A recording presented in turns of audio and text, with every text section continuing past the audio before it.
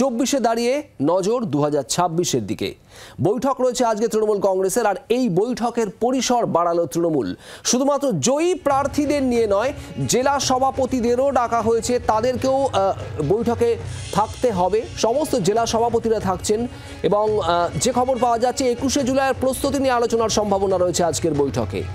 আর এর পাশাপাশি আত্মতুষ্টি নয়, লোকসভায় ভালো ফলের আত্মতুষ্টি নয়, 26-এর জন্য তৈরি হতে হবে, আর তা নিয়েও আলোচনা হতে পারে, এমনটাই খবর। প্রবীর চক্রবর্তী আমাদের প্রতিনিধি রয়েছেন আমাদের সঙ্গে। প্রবীর, আজ তৃণমূল কংগ্রেসের বৈঠক এবং বৈঠকে সাংসদ যারা নির্বাচিত হয়েছেন তাদের পাশাপাশি জেলা সভাপতি এবং অন্যান্য নেতাদেরও ডাকা হয়েছে। ঠিক কি কারণে আজকের এই বৈঠক, কি খবর পাচ্ছ?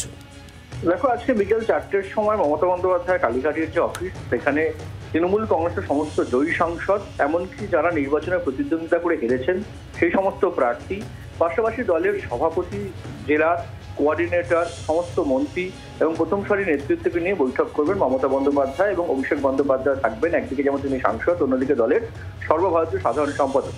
এই বৈঠক থেকে মূলত অনেকগুলো বিষয় আজকে মমতা বন্দ্যোপাধ্যায় ঠিক করে দিতে পারেন। এক, যে 2026-এর লক্ষ্যে এখন থেকে তৈরি হতে হবে, কোনো আত্মতুষ্টির জায়গা নেই। পাশাপাশি তৃণমূল কংগ্রেসের অন্যতম রাজনৈতিক সবচেয়ে বড় সমাবেশ 21শে জুলাই, যেটা একদম সামনে এসে পড়েছে।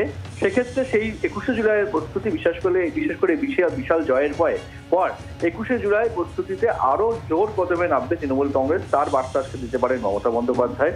এবং পাশাপাশি লোকসভায় তৃণমূল কংগ্রেসের ভূমিকা কি হবে, একদিকে ইন্ডিয়া জোটে যেমন তৃণমূল কংগ্রেস থাকবে, পাশাপাশি সাংসদদের ভূমিকা কি হবে লোকসভায়, সাংসদদের অ্যাটেন্ডেন্স থেকে শুরু করে বিভিন্ন বিষয় কিন্তু আজকে মমতা বন্দ্যোপাধ্যায় নির্দেশ দিতে পারেন।